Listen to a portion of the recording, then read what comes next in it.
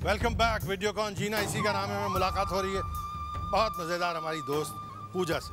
बचपन ही से हम देख रहे थे कि कैमरे वैमरे को तो कोई चीज़ ही नहीं समझती कि तुम्हारी औकात ही क्या है, तुमको जो करना है करो, मैं तो वही कर रही हूँ जो मैं कर रही हूँ। तो फिर जाहिर है कि कुदरती अगला कदम जो है वो सिवाय सिनेमा के और कुछ हो नहीं सकता था।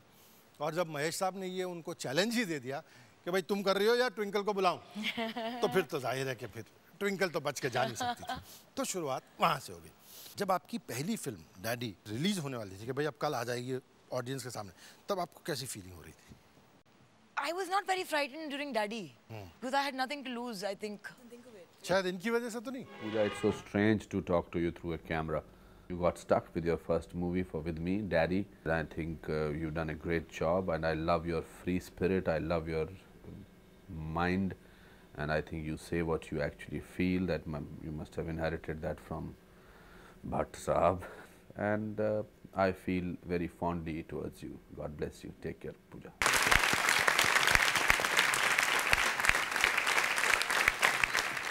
जैसे पूजा की फिल्म करियर बढ़ती गई और बहुत कामयाबी के साथ बढ़ी, जहाँ तक भी पूजा उसको ले गई, तो इनके बड़े दोस्त भी हुए, कुछ बकरे भी हुए जिनको इन्होंने बलि किया। मैं बलि के एक बकरे को बुलाना चाहता हूँ, प्लीज़ तशरीफ लाइए।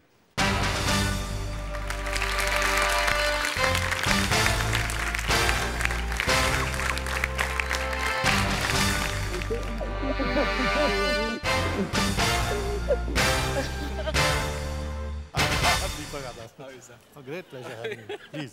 टोटल बकरा हूँ एक्चुअली मैं, सही बताया आपने।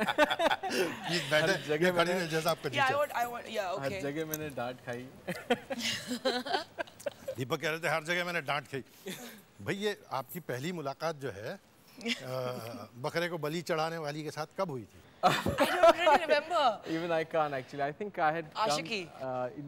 You were shooting for Daddy, and I came early in the morning. You came in that shirt outside, and I'd got my cassette for Bhatt Saab in the house, and I saw her for the first time, and I was like, अच्छा ये तो भट्ट साहब की बेटी है, daddy की heroine है, पता नहीं हेलो भी बोलेगी नहीं बोलेगी। And she came in the morning, and I was trying to persuade him. मेरी अपनी से टेप लेके गया था, बोला भट्ट साहब मेरे को काम वाम चाहिए, and I reached early morning, and that day was the first time I saw her. So that was my first interaction with her. He's actually done the worst things in the world for me, things that he's probably never done for himself or whatever it might be. बहुत डांट पड़ी है उसको मेरी वजह से. I don't have to see him for 30 years. Ours has not been a friendship where we have to call each other. But I know that if I call him when I'm 55, he'll drop everything and he'll be there. आपने आशिकी film की बात की थी, उससे जुड़ा हुआ एक message है, पहले हम देख लेते हैं।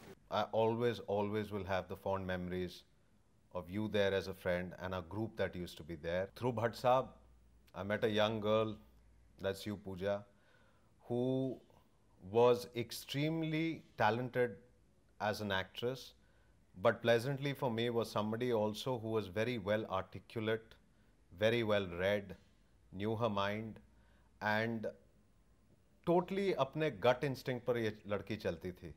God, you were the most difficult actress to ever work with. At the time when I used to be the most tired, you were the one actress that when we were working, I never knew to what level that you would take the scene to, because your rehearsal used to be completely different to what you used to eventually do in a take.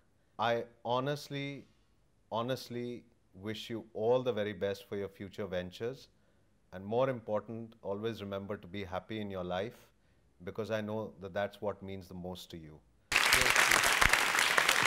हमारी जानकारी जहाँ तक है, हो सकता है सही हो सकता ना हो, कि आशिकी आपको भी ऑफर हुई थी। जी, I was supposed to do आशिकी, हाँ। हमने ऑफर की थी उनको। और मुकेश भट्ट मेरे घर पे आए थे। The only time in my life Mukesh Bhatt came to my house with crisp notes, and he said signing amount, sign कर लो, तो ऐसे मुझे नहीं करनी है। तो he said, huh?